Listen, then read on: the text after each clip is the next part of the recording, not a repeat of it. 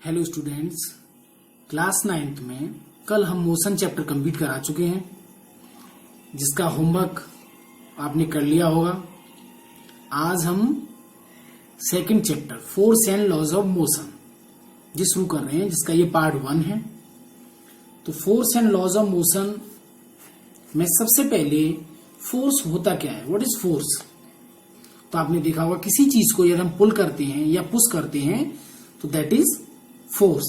The pull and push on a body is called force. किसी body को खींचना या धक्का देना फोर्स कहलाता है। फोर्स को हम कभी भी देख नहीं सकते। आप किसी को धक्का दोगे या उस धक्के को हम उस फोर्स को हम देख नहीं सकते, बट इफेक्ट्स ऑफ फोर्स में भी सेम। लेकिन हम फोर्स के जो इफेक्ट्स होते हैं उनको देख सकते हैं। अब वो इफेक्ट्स क्या क्या होते हैं?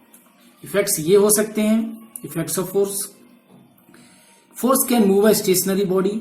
किसी स्टेशनरी बॉडी को मूव करा सकता है। कोई बॉडी स्टेशनरी है, रुकी हुई है, तो उसे चला सकता है। हम फोर्स करेंगे, जैसे किसी रुकी हुई बॉडी में यदि हम धक्का लगाएंगे तो वो चलने लग जाएगी। कोई चलती हुई जैसे साइकिल जा रही है, हम उसे पकड़ लेंगे और तो उसे हम रोक सकते हैं। Change the speed of moving body. यदि हम बाइक पे जा रहे हैं, स्पीड बढ़ा दें, या हम साइकिल पे जा रहे हैं, पेडल जोर जोर से मारने लग जाएं तो उसकी स्पीड भी चेंज हो सकती है। डायरेक्शन चेंज हो सकती है। बॉल क्रिकेट में जब हम बैट्समैन जब बॉल को हिट करता है तो बॉल जिस डायरेक्शन से आती है उसके अपोजिट डायरेक्शन में, दूसरी डायरेक्शन में उसको और बॉल को मार सकता है। इसका मतलब फोर्स से उसकी डायरेक्शन भी चेंज कर सकता है। उसकी शेप एंड साइज भी चेंज हो सकता है। जैसे बलून है, बलून को फोर्स करने पर, उसमें एयर फिल करने पर उसकी शेप चेंज हो सकती है।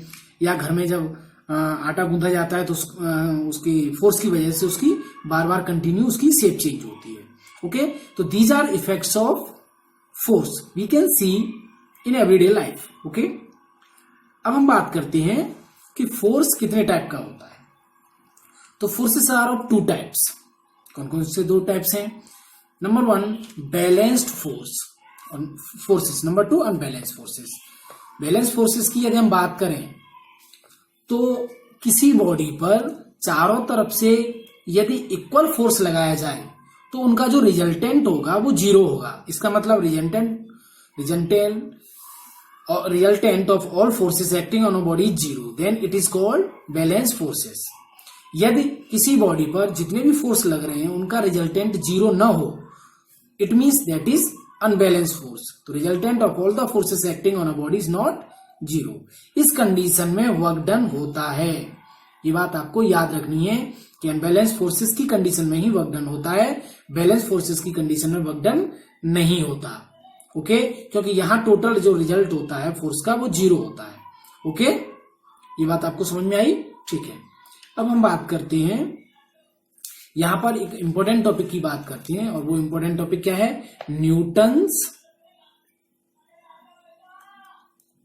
Newton's laws of motion. Newton's laws of motion. तो न्यूटन के 3 लॉज की हम बात करेंगे। तो सबसे पहले Newton's first law of motion. Newton's first law of motion. First law of motion, इसे हम लॉ ऑफ इनर्शिया के भी नाम से जानते हैं। याद रखिएगा, क्या? Law of inertia. ओके, तो जब हम लॉ ऑफ इनर्शिया की बात कर रहे हैं तो सबसे पहले हमें इस इनर्शिया वर्ड को समझना होगा। इनर्शिया है क्या?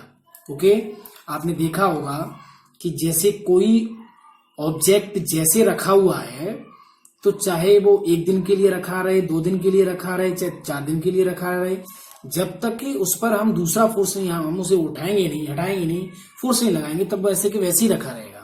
या कोई बॉडी यदि चल रही है तो जब तक ब्रेक नहीं लगाएंगे, फोर्स नहीं लगाएंगे या एयर रेजिस्टेंस नहीं होगा, तब तक वो चलती रहेगी। इसका मतलब ये है कि inertia is the property, inertia is that property of a body due to which it resists a change in its state or uniform motion. Means inertia क्या है? Inertia is that property. Inertia is that property of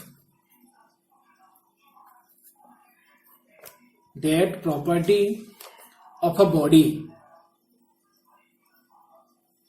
किसी body की ये property, मतलब किसी भी object का ये एक खुद की प्रॉपर्टी होती है, which due to which it resists a change in its state or state of rest or of uniform motion.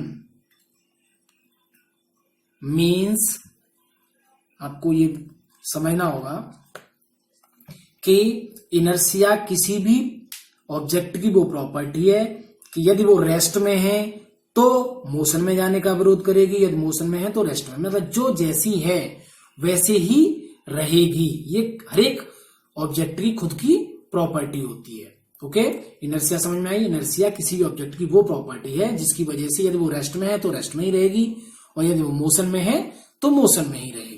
Okay, अब हम इसी इनर्शिया से लॉ ऑफ इनर्शिया को सीखेंगे। Means first law in inertia या first law, Newton's first law of motion या फिर law of inertia. तो law of inertia. Okay, law of inertia की यदि हम बात करें तो a body at rest will remain at rest. Okay, means a body at rest will remain at rest। यदि रेस्ट में है तो रेस्ट में रहेगी।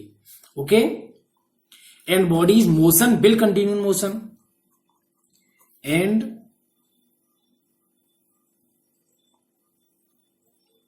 इन motion it will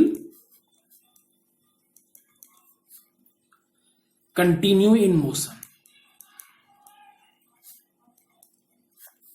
continue in motion कब तक रहेगी? Unless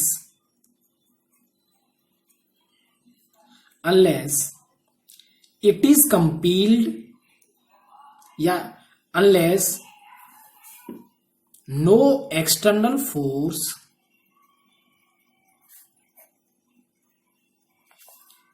is applied on it। Okay,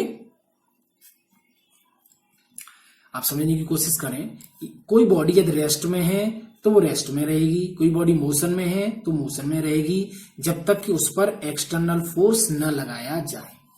this is law of inertia या फिर Newton's first law of motion. Okay, ये क्या है? Newton's first law of motion. Okay students, आपको इनर्शिया और law of inertia means in Newton's first law of motion आपको अच्छी से समझ में आया होगा।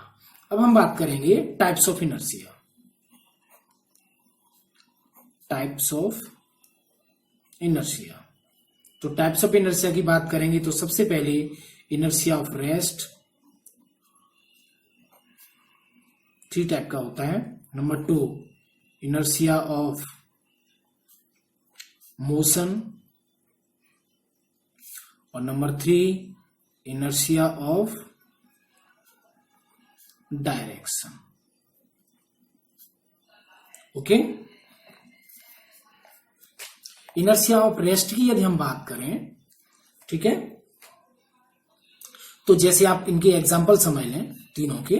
इनर्शिया ऑफ रेस्ट की बात करें तो यदि हम किसी पेड़ को जोर जोर से हिलाएं तो उस पर जो फ्रूट्स और लीव्स होंगी तो वो ग्राउंड पे गिर जाएंगी, क्यों गिर जाएंगी? क्योंकि जो फ्रूट्स या लीव्स हैं वो रेस्ट में हैं और हमने पेड़ को बहुत जो तेज तेज उसको शेक किया, उसको हिलाया, हिलाने से क्या होगा, पेड़ तो पूरा मोशन में हो गया, लेकिन बाकी की जो चीजें हैं फ्रूट्स लीव्स वो रेस्ट में है, और रेस्ट में होने की वजह से वो रेस्ट में ही रहने की कोशिश करेंगी तो वो नीचे गिर जाएंगी।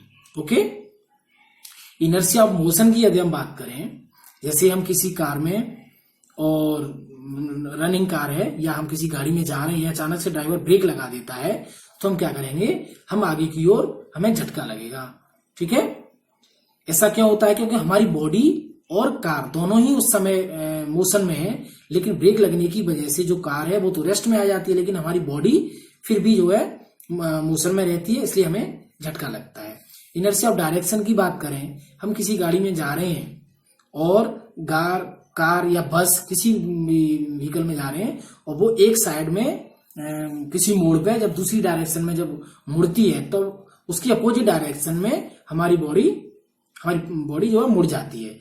एक्चुअली क्या होता है कि इस कंडीशन में हम साइडवेज या दूसरी साइड में गिरते चले जाते हैं। ये क्या है? Inertia of direction.